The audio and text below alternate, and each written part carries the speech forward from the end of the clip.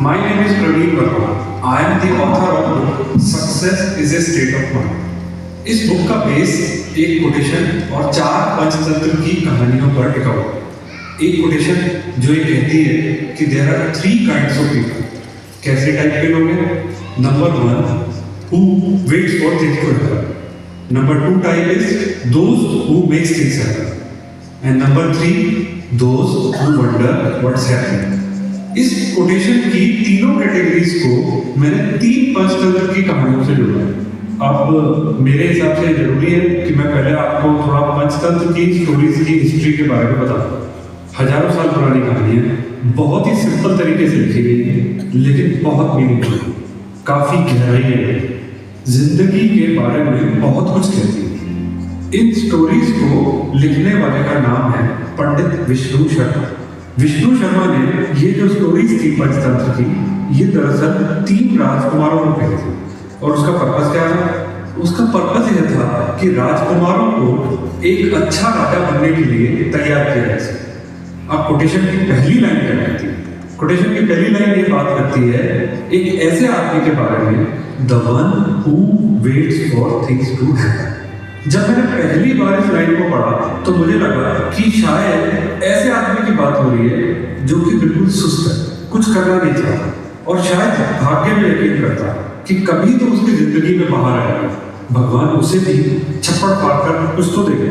लेकिन अगर थोड़ा ध्यान से पढ़ो तो है यह उसका बिल्कुल उल्टा। यानी ये किसी लेजी आदमी की या लूजर की बात नहीं हो रही है, बल्कि एक ऐसे आदमी की बात हो रही है जो कि प्रेजेंट मोमेंट में जीता, जो कि निस्वार्थ भाव से सिर्फ काम करता है और फल की या रिजल्ट की परवाह नहीं है। इसको एक्सप्लेन करने के लिए मैंने एक पंचतंत्र की स्टोरी दी, आप सबने सुनी होगी। एक कहानी जिसमें एक खरगोश है और एक शेर, यानी एक खरगोश और शेर की कहानी जो बताती है कि एक बार एक जंगल में एक शेर था जो कि जानवरों को मार के खाता था। लेकिन होता क्या कि अक्सर अपनी जरूरत से ज्यादा जानवरों को मारता था। जंगल के सारे जानवर इससे परेशान होकर एक दिन शेर के पास गए और बोले कि महाराज, आप अपनी जरूरत से ज्यादा जानवरों को मार देते हो, लेकिन अगर हम लोग रोज आपके पास एक जानवर भेज दें तो अपने आप आपकी जो जरूरत है, भूख की जो जरूरत है, वो भी पूरी हो जाएगी और बाकी जानवर भी शांति से रह जाएंगे। अब शेर की बात मान लो और जानवरों ने रोज एक एक जानवर भेजना शुरू कर दिया। अब एक दिन खरगोश की बारी। अब कहानी कहती है कि जिस दिन खरगोश की बारी आई, उस दिन खरगोश सुबह उठा और शेर के पास जाने के लिए निकला। मौसम बहुत अच्छा था, खरगोश मस्ती में था, खेलते खेलते लेट हो गया और उधर शेर इंतजार कर करके गुस्से में आ गया क्योंकि उसकी भूख बढ़ती जा रही थी, दिन ढलता जा रहा था और कोई जानवर किसी का नामो निशान नहीं था। अब जब फाइनली खरगोश पहुंचा तब तक शेर का गुस्सा 7वें आसमान पर था और जब उसने छोटे से खरगोश को देखा तो वो बिल्कुल ही आग उड़ा। दहाड़ कर गुस्से में उसने खरगोश से लेट आने का कारण पूछा। अब खरगोश ने कहा कि महाराज, मैं तो टाइम पर निकला था, लेकिन मुझे एक और शेर मिल गया और मैंने उसे बहुत समझाया कि मैं महाराज के पास जा रहा हूँ, लेकिन वो कुछ सुनने को तैयार ही नहीं था। ना जाने किस तरह से उसने चकमा लेके आया। अब शेर बोला, मेरे जंगल में दूसरा शेर कहाँ पे? मुझे अभी लेके चलो। अब खरगोश उसे एक कुएं के पास गया और बोला, महाराज, दूसरा शेर इस कुएं में छुपा। शेर ने कुएं में देखा अपनी परछाई को और दूसरा शेर मान के जोर से दबा। एको वापिस आई। कहानी कहती है कि शेर कुएं में कूद गया और मर गया।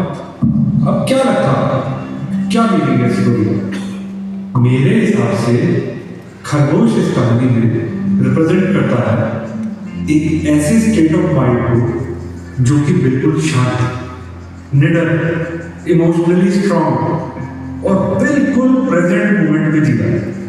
कहानी कहती है कि वो खेलने कूदने में मगन हुए और उस वजह से लेट गए। Boss he was facing a life threatening situation और खेलने कूदने में मस्त हो गए। यह तभी संभव है जब खरगोश मौत के बारे में सोच ही नहीं रहा था।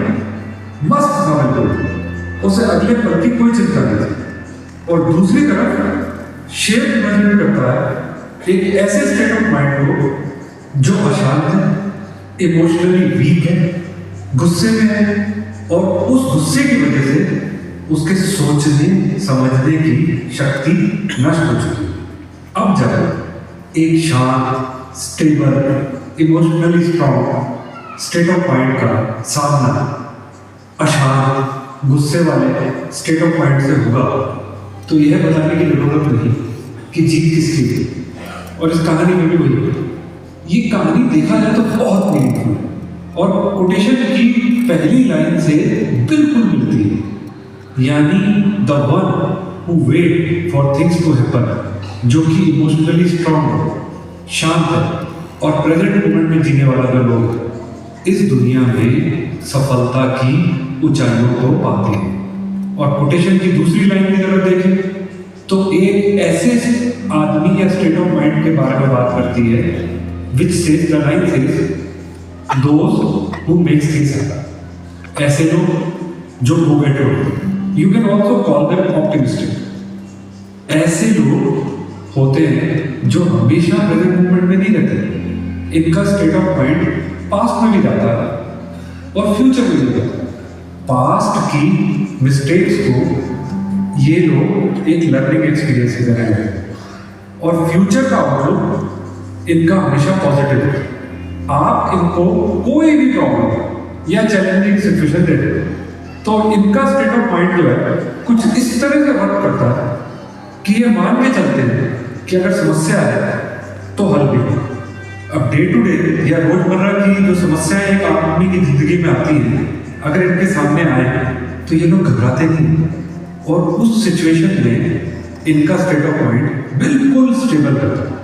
और इस स्टेट को मैंने जिस पंचतंत्र की कहानी से जोड़ा वो कहानी है एक प्यासे कौवे की।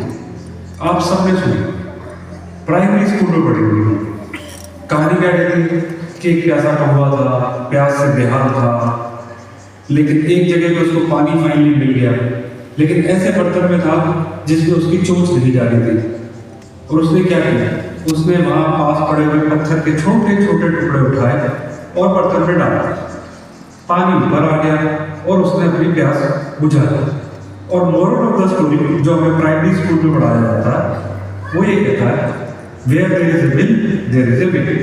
आप अपने आसपास एक नजर दो, याद करो ऐसे लोगों को जो दुनियादारी की डेफिनेशन के हिसाब से सफल होते हैं और ध्यान से देखो कि वो सफल क्यों। क्या ये सच नहीं है कि उन लोगों में यह खूबी आप जरूर पाओगे कि जब वो लाइफ की टफ सिचुएशंस को या मुश्किल हालातों में फेस करते हैं तो टूटते नहीं, रोते नहीं, बल्कि हालात का सामना करते हैं और मुश्किल हालात से और स्ट्रॉन्ग होकर बाहर निकलते हैं।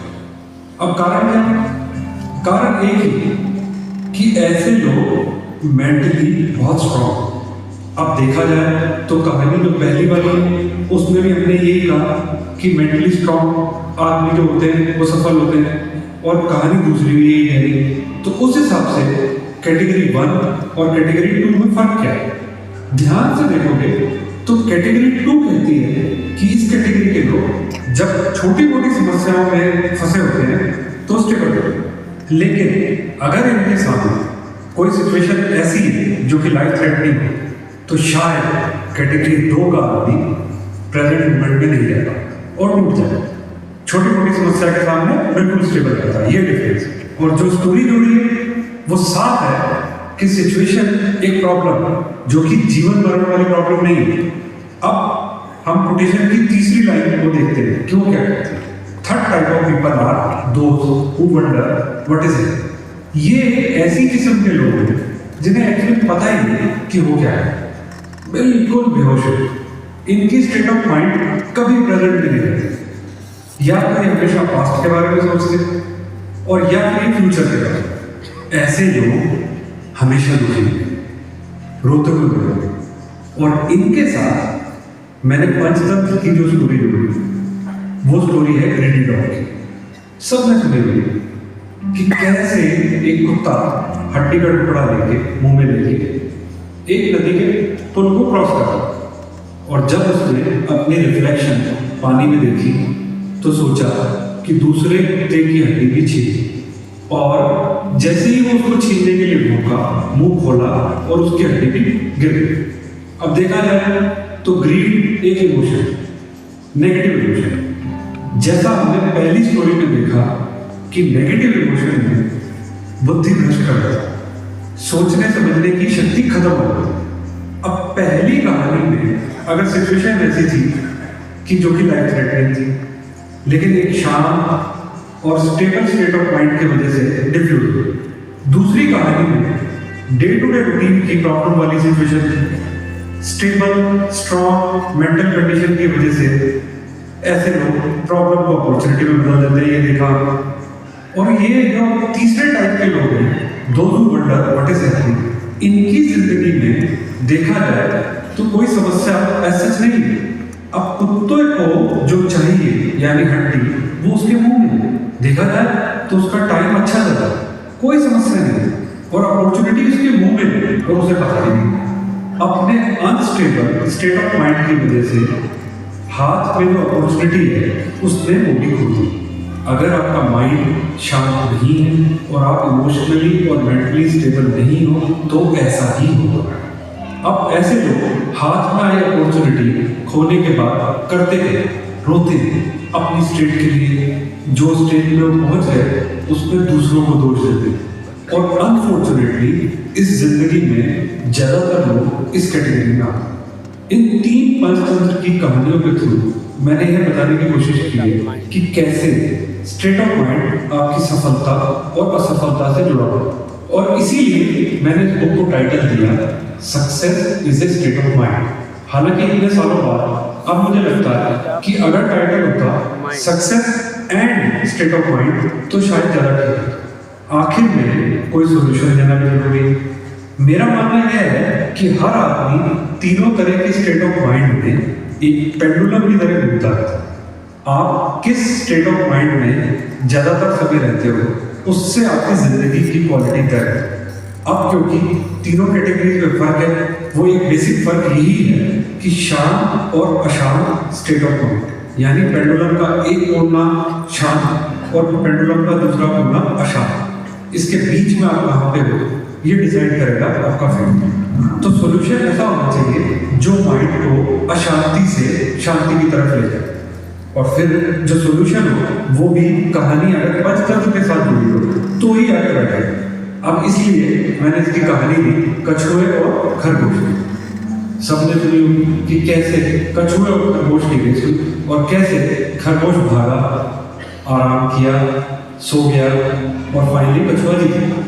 अब ये कहानी असल जिंदगी में अगर खरगोश और कछुए के बीच में होती तो शायद हमेशा खरगोश ही जीतता, लेकिन कहानी में कछुआ जीता। और मोरल ऑफ द स्टोरी से slow and steady wins the race. और मेरे हिसाब से ये कहानी बिल्कुल ठीक है। क्यों ऐसा कहा मैंने? क्योंकि इस कहानी में खरगोश एक ऐसे स्टेट ऑफ माइंड को रिप्रेजेंट करता है जो कि एंग्शियस है, जल्दी में है, फोकस नहीं है, और दूसरी तरफ कछुआ एक ऐसे स्टेट ऑफ माइंड को बताता है जो कि काम है, शांत है, रिलैक्स्ड है। अब जब ऐसे दो स्टेट ऑफ माइंड में मुकाबला होगा तो आप बताओ कौन जीतेगा? कछुआ। कहने की जरूरत नहीं कि कछुआ तब भी जीता था और कछुआ आज भी जीता। अगर आप लाइफ में सफलता पाना चाहते हो तो slow down your mind, relax your mind. जितना माइंड रिलैक्स होगा, शांत होगा, उतनी ही आपकी प्रोडक्टिविटी बढ़ जाएगी। अब ये कैसे हो? बुक में एक्सप्लेन किया हुआ। मुझे यह बुक लिखकर अपने अंदर से बहुत खुशी हुई। अब यह बात अलग है कि मेरी पहली बुक के मुकाबले यह किताब इतनी पॉपुलर नहीं। क्या समझना है?